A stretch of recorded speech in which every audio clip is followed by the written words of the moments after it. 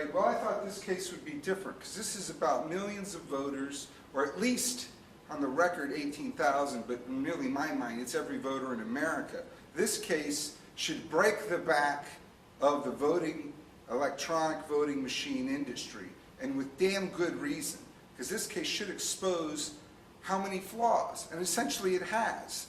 I think both sides, in a matter of speaking, have proven their point. The defendants have proven that that the machines during the parallel testing worked perfectly, right? Perfectly for 12 hours, 5 machines. And then Lowell Finley and Kendall Coffey and their expert proved that statistically the machines that were programmed earlier undervoted at around 11–12%, and then later on the machines that were set up right before the election voted on one day, the machine set up on that day undervoted 20%. Now this is machine by machine specific, not by zone or whatever. So what's up with that? So that in a way, that proves the same code wasn't in the machine. So they're both right. But the thing is, yeah, if you could have good code in the machine, but then you can't see it, but you'll never know if that code was in the machine on election day. And they're not bringing that up. And I don't think it was. And I'm going to call it here and now. You know what? This election was stolen. This is what everybody on the net's been looking for, but not everybody has the chance to drive up to this courtroom and check it out. They've shown that, you know what? It was stolen on the inside, most probably by the staff and the supervisor of elections, or careless management of protecting that software, or we all know could be done at the factory, you know, before the machines were even delivered. So, and even if they tear this code apart, they can just give them the good non-hack source code. There's no way anybody's going to be able to go back and prove it.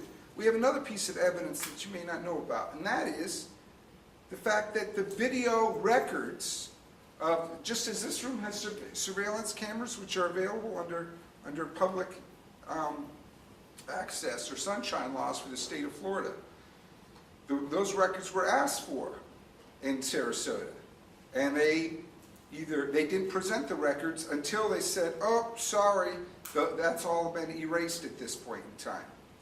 Well, if they were produced when they were asked for, or even within days of that time, we would have known which personnel were out in the warehouse setting up these machines, which may not have given us, who was tampering them, but it may have. So if the records are covered up, the extreme hostility and the lack of transparency during the audit, the test, and the count and the recount, and the fact that they're fighting tooth and nail, and also this unbelievable, the machines are always right, the defense of the machines.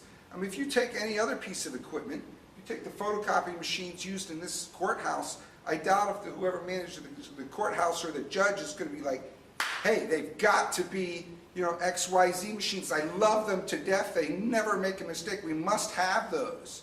No, what does he care? If it does the job right. The defense of the voting machines in ES&S by the state staff shows they're biased. So it's either they just believe that, hey, it always comes out with the same number, right or wrong. We don't care. We get to look good, And the rest of the world doesn't agree with that. No computer expert agrees with that. So why don't we just do what's right for the country and be honest about this? Thank you.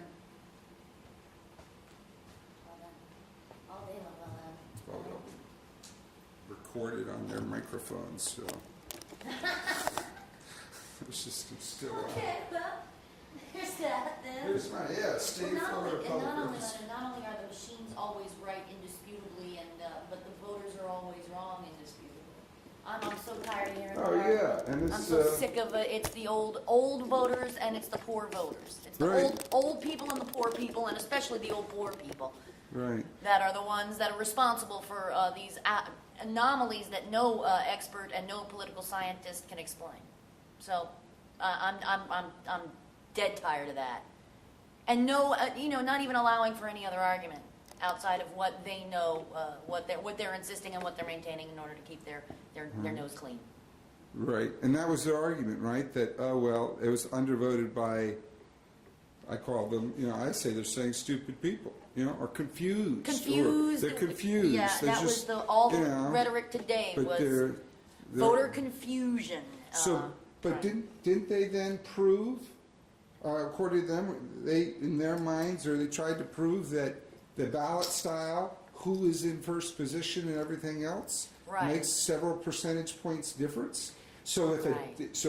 you know who gets to go first? The Republicans on the ballot, because a Republican won the governor's race in the last major election. Is that how it's determined? Like a That's ball how- game? Like the World exactly. Series? Exactly. I didn't So they could realize have that. proven. They could have proven that Wow. she would have won. That margin is less than the 1%, which she would have picked up if she was in the first position on the ballot. So this case would prove a whole other case, which is you have to randomize ballots among precincts or areas somehow That's a good point. in order to have the right one to statistically correct Right.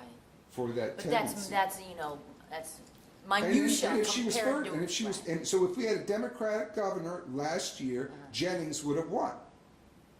I think, is that a safe conclusion Right, to if it's draw? 1%, what was her vote That's difference? true, It's right? definitely, It's actually, so, and they it's proved come that, from they a quarter, brought up quarter multiple of a points. 10%. Right, they brought up a multiple of good points about ballot style, which should probably be addressed. Right. And incorporated into, paper ballots, or, Or something. some other system other Well, than you this, know, and something that's open and transparent. your friend They're Ian- dead secret about everything. Yeah, I know. Your friend Ian Sancho was talking earlier, honey, about that, and we were talking about the timeline that we've got here. And everybody's already all about 2008 and 2006 election is over, and I'm sick of that too. I don't want to hear about 2008 before we've got this worked out. And his point to me was, look how long it takes the federal government or state government or any government. Look how long it takes bureaucracy to move, snail slow. And with that in mind, we have to do this right away. I mean, that's why this court case, this issue, this congressional district race is crucial to the country, because we have an outstanding presidential election coming up in 2 years. And if we've got all kinds of questions about our voting process, then, how can we ever verify or certify another election at any level in this country?